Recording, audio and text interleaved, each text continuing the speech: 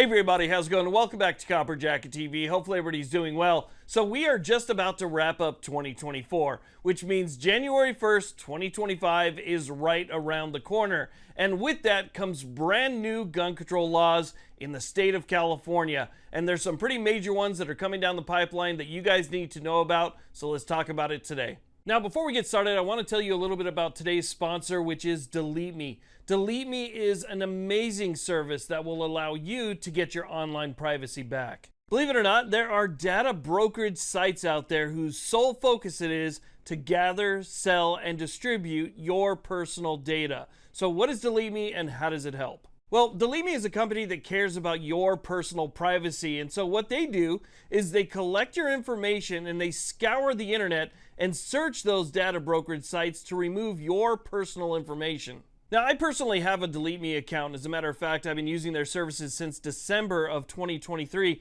And in that time, they have scanned 111,056 listings and removed my information from 44 different brokers. Now, one of my favorite things to do with my Delete Me account is actually check out the online dashboard. From there, you will find all of the relevant information that you need, from the number of listings that were scanned, how many times your information popped up on a data brokerage site, what type of information popped up, from your age, your address, your name. It will break everything down for you so that you can see how Delete Me is working effectively for you. So if your online privacy is important to you like it is to me, make sure you join Delete Me. You can use the link down below to save 20% or use the discount code COPPERJACKET. Okay, so let's go and talk about what's going on here with these new laws that are set to take effect come January 1st of 2025.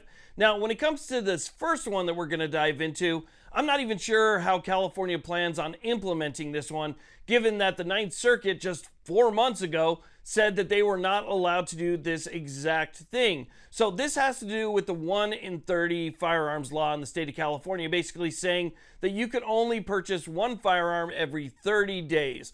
Well, this has to do with that private party exemption. So if you know, in California, the 1 in 30 law applies unless you are doing a private party transfer. You could do multiple private party transfers within a 30-day period, and California got rid of that exemption, basically stating now if you want to do a private party transfer, you could only do that one every 30 days. And so they kind of added that to the 1 in 30 law. But again, like I was saying, just 4 months ago, the Ninth Circuit, a 3-judge panel of the Ninth Circuit, in a case called Nguyen v. Bonta, upheld a district court's injunction against that law, saying that it was unconstitutional, and the FPC, being the plaintiff, and Nguyen being the plaintiff in this case, had a likelihood of success on the merits. And so, again, this is a law that is currently enjoined. California is not allowed to enforce the 1 in 30 law at this time. So how this is going to take effect, I'm really not sure. I just don't think it can. Now, this next one definitely concerns me the most because it feels like a trap. Let's go ahead and take a look at what it says on the California DOJ website. Now, it says here, this new law, which actually takes effect on March 1st, 2025, mandates that the register or record of sale include an acknowledgement by the purchaser or transferee that they have within the last 30 days confirmed possession of every firearm that they own or possess. So that means everything that you own, even if it's not in your possession. If it's somebody else, but it's in your possession, or if it's yours, but somebody else has it in their possession, you have to sign an affidavit stating that you know where every single one is. Now, the reason I'm bringing this one up with the January laws is to give you guys a little bit of time to prepare because, again, like I said, I feel like this one is kind of a trap. What they're trying to do is they're trying to get you to say, even if you don't know, that you know where everything is and you know the status of everything. Now, just in case you don't, or let's say something was taken from your friend has possession of something, or maybe you haven't checked your safes in a while and you got a bunch of stuff, a big collection, and you don't know that anything was missing, and then later on it turns up that it was used in a crime, they can go back now because they have your sworn statement in that affidavit on the record of sale saying that at this time you knew where everything was. And if it turned up within that time period that it was missing, because obviously it was used by somebody who wasn't supposed to use it, now they can hold you accountable. And even though you were the victim of theft, you're the one who's going to get in trouble. So I see a lot of bad things happening because of this new law. So again, from January 1st to March 1st is only 2 months. And that's going to give you guys some time to prepare, because in order to complete the transaction, they're going to mandate that you sign that you know where everything is. You will not be able to finish your transaction unless you sign that you know the status of everything, regardless of if it's in your possession or not, and regardless if it's yours or not.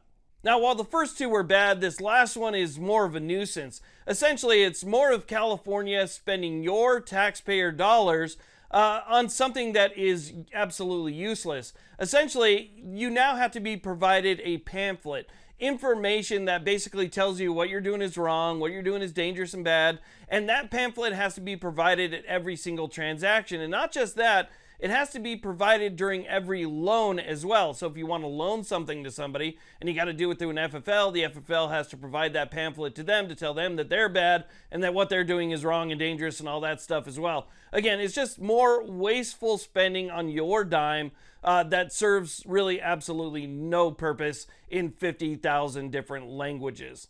Now, I got to be honest with you, typically on January 1st of any given year in the state of California, we would be talking about a dozen or so new laws that are going to be taking effect. This year, things are pretty slim, and that's good. While we do have some new infringements on your rights and some things that definitely I am concerned about, it's not as bad as it has been. Now, obviously, we see things get rolled out throughout the year. So some laws will take effect immediately if they pass them next year. Other laws will start in March. Some start July 1st. So throughout the year, you kind of have to go through this gauntlet of new laws that are taking effect in California. But at least for now, that's it. That's all that's going to be starting come January 1st. And again, I added that March 1st one in there because I just feel like this is one that people need to prepare for. So anyway, wanted to share that with you just to keep you guys up to date and up to speed with what's going on with new laws in California. Want to thank you all very much for watching. I really do appreciate it. Please like, subscribe, and you guys have a great day.